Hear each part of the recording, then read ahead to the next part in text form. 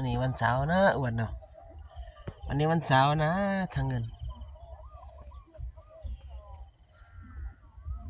หนึ่งเมียวหนึ่งในหนึ่งสองสามสี่ห้าหกเจ็ดแปดสามสี่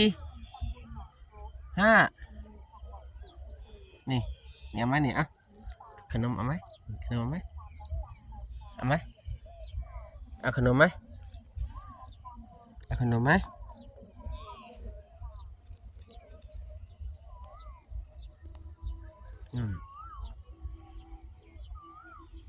ตาแดงแจงแปงเลย